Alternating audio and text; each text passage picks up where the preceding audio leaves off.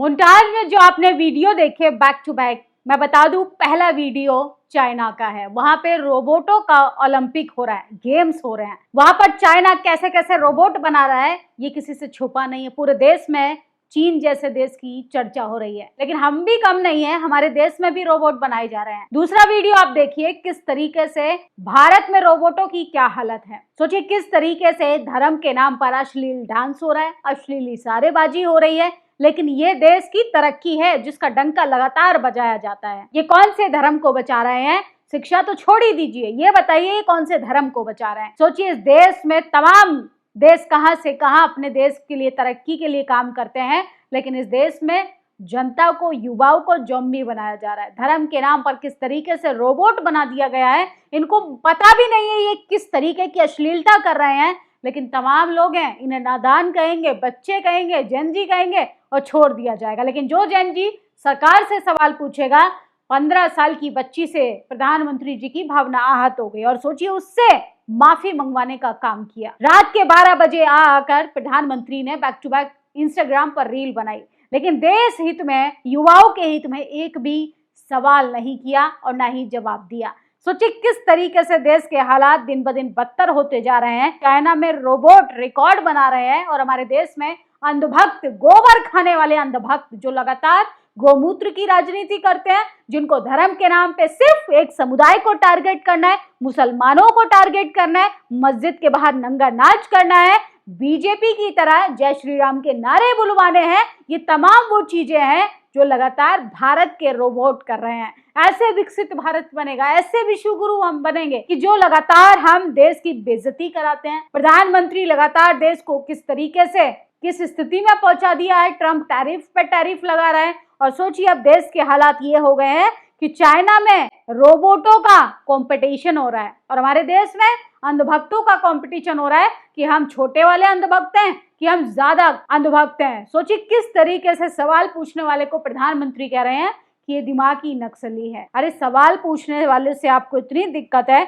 लेकिन इन तमाम अंधभक्तों को भी तो कोई नाम दीजिए जो धर्म को बदनाम कर रहे हैं। और सोचिए संघी जेनजी है ये, किस तरीके से लगातार अश्लील गाने में कांवड़ यात्रा के दौरान डीजे कंपटीशन कर रहे हैं और एक दूसरे की तरफ अश्लील इशारे कर रहे हैं। ये तब हो रहा है जब इस देश में 10 सालों में 1 लाख से ज्यादा सरकारी स्कूल बंद हो गए हैं और इसके साथ साथ सरकारी स्कूल बचे भी हैं तो उनकी बुनियादी जरूरतें भी पूरी नहीं है। कैसे विकसित भारत बनेगा, कैसे विश्व गुरु बनेगा? आप तो सवाल पूछने वालों को पिटवा दे रहे हो, आप तो सवाल पूछने वाले को चुप कराने का काम करा रहे हो। सोचिए आशुतोष रांका पर ST/SC एक्ट में केस दर्ज हो गया तो तमाम जातिवादी कह रहे हैं कि ST/SC एक्ट खत्म करो। ST/SC एक्ट किसके कहने पर लगवाया, किसकी साजिश है, ये सबको पता है। इस देश में शिक्षा की बात पिछले कई 20 दिनों से हो रही है, ये किसी से छुपा नहीं है। स्कूलों की हालत कितनी जर्जर है ये किसी से छुपा नहीं है। अभिजीत दीप के खुद वीडियो में कह रहे हैं कि कई स्कूल तो ऐसे थे जहां पर नया LED लगा था जिसकी पॉलिथीन तक नहीं निकाली गई थी।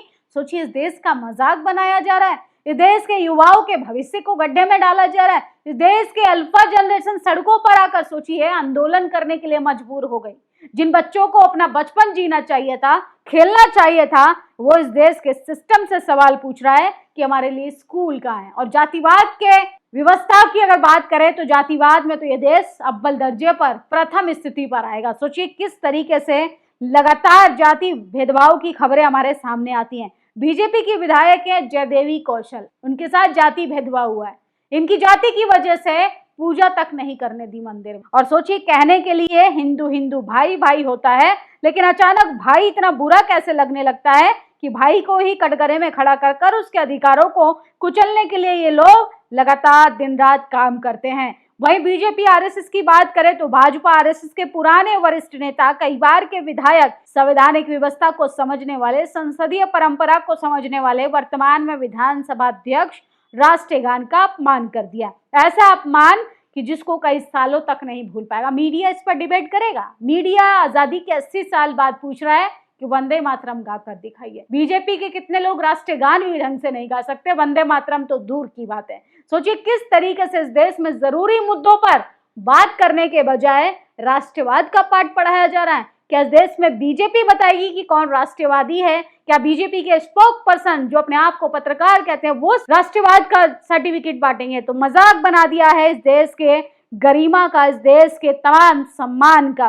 दरअसल भाजपा और आरएसएस का यही असली चाल चरित्र और चेहरा है। शुरू से कभी भी इन लोगों ने राष्ट्रगान का सम्मान नहीं किया, इसलिए वर्तमान में भी लोग राष्ट्रगान का सम्मान नहीं करें। इनके एजेंडे में ही है राष्ट्रगान या राष्ट्रवाद बस लोगों के लिए राजनीति और विपक्ष के लिए अनगल हमला करने वाला साधन है। तिरंगे और संविधान, राष्ट्रगीत, राष्ट्रगान का सम्मान कभी भाजपा आरएसएस ने नहीं किया। तो सोचिए, ये सतीश महाना है, ये आरएसएस की शाखा में एक समय पे जाया करते थे, अभी ये स्पीकर हैं उत्तर प्रदेश के। और सोचिए किस तरीके से राष्ट्रगान सुनते ही ये पूरा भी नहीं कर पाए, इनके लिए 52 सेकंड खड़ा होना भी भारी पड़ गया और ये वहां से रफू चक्कर हो गए। और वहीं बात करें आरएसएस की, तो सोचिए आरएसएस की लगातार मुश्किलें बढ़ती जा रही हैं। अमेरिका ने तो कहा है कि हमें उनको सम्मान देने की जरूरत नहीं है। आरएसएस की अभिव्यक्ति खत्म करने की बात हुई तो मैं उनकी रक्षा करूंगा।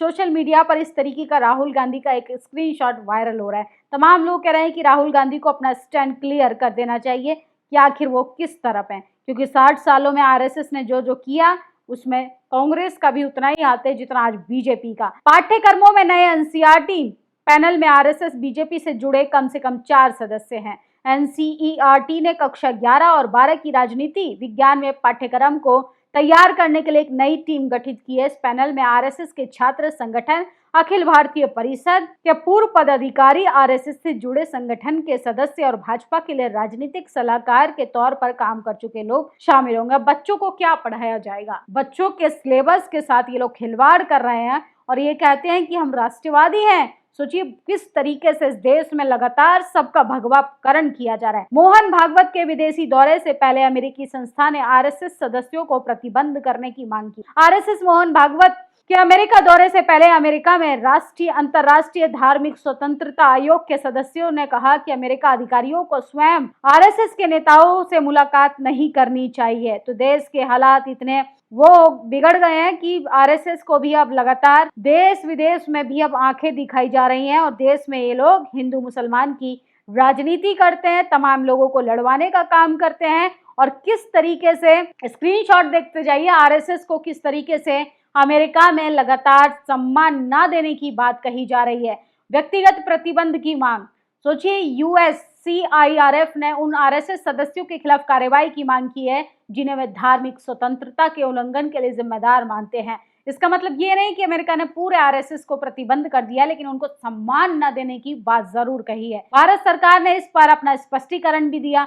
भारत के विदेश मंत्रालय यूएससीआईआरएफ की मांग पश्चातापूर्ण और विश्वसनीयता की कमी वाला बताया गया है। इसके साथ ही अमेरिका ने आरएसएस को आधिकारिक तौर पर बैन नहीं किया, लेकिन सोचिए अमेरिकी धार्मिक स्वतंत्रता आयोग ने आरएसएस के कुछ लोगों को टारगेट सेक्शन में डाल दिया है और कहा है कि ये लोग सम्मान के लायक नहीं है, क्योंकि इन लोगों के चाल चरित्र और चेहरे ही अपने ही देश में देख लेते हैं हम किस तरीके के हैं। धार्मिक स्वतंत्रता पर भी सवाल खड़ा गया। आयोग का आरोप है कि आरएसएस से जुड़े कुछ समूह धार्मिक अल्पसंख्यकों के खिलाफ हमले और भेदभाव की भूमिका के आरोप है। आरएसएस ने अम्ब्रेला ऑपरेशन बताया गया। तो सोचिए आरएसएस को अम्ब्रेला ऑपरेशन बताया गया। यूएससीआईआरएफ का कहना है कि आरएसएस से जुड़े विभिन्न संगठन गतिविधियों को धार्मिक अल्पसंख्यकों के खिलाफ हिंसा को जोड़कर रखता है। मोहन भागवत की अमेरिका यात्रा ये सिफारिश ऐसे समय आई है जब आरएसएस मोहन भागवत के 29 अगस्त 2026 को न्यूयॉर्क जाने की योजना की खबर है। और सोचिए संगठन ने आगे अमेरिकी अधिकारियों से उनके साथ उच्च स्तर पर राज्य स्तर पर मुलाकात करने को मना कर दिया गया है। उन्होंने कहा है कि ये अल्पसंख्यकों के विरोधी वाला संगठन है, हमें इसको सम्मान नहीं देना चाहिए। जिसको लेकर मोहन भागवत का जो भरोसा था वो भी कहीं ना कहीं अब कमजोर पड़ता हुआ दिखाई दे रहा है। लेकिन सोचिए अपने ही देश में क्या हाल बना दिया है देश का।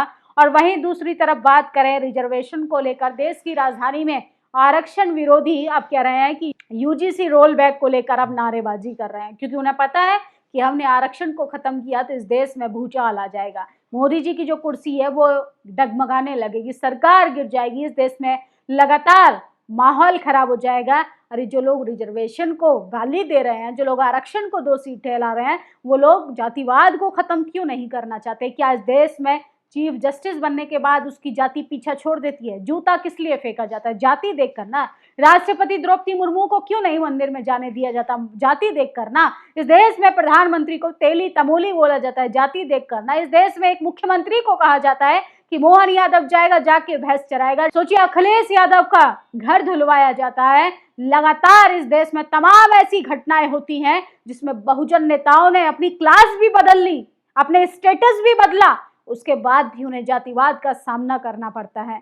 लेकिन सोचिए, अंधभक्त जो हैं, जिनको गोबर भक्त भी कहा जाता है, वो किस तरीके से अनगढ़ बातें कर रहे हैं, रिजर्वेशन को गाली दे रहे हैं और कुछ वीडियो ऐसे वायरल करवा रहे हैं कि मैं बहुजन हूँ, मेरा ये टाइटल है और मैं आरक्षण के खिलाफ हूँ। अरे पहले आरक्षण को अच्छे से जान तो लो कि आरक्षण है क्या। आरक्षण को गाली देना आसान है, लेकिन अपने कुकर्मों पर सुधार करना उतना ही मुश्किल। बाकी आप लोगों की क्या प्रतिक्रिया है? चाइना में हो रहा है रोबोट का कंपटीशन और हमारे देश में भारतीय रोबोट पे आप लोगों की क्या विचारधारा है? अपनी राय जरूर दीजिएगा। शुक्रिया। नेशनल दस्तक की आपसे गुजारिश है कि अगर इसको बचाना चाहते हैं तो नेशनल दस्तक को सब्सक्राइब करने के लिए रेड कलर के सब्सक्राइब बटन को दबाएं, फिर बेल आइकन की घंटी दबाएं। नेशनल दस्तक को बचाने के लिए बहुत जरूरी है कि हर खबर को शेयर करें, लाइक करें, कमेंट जरूर करें।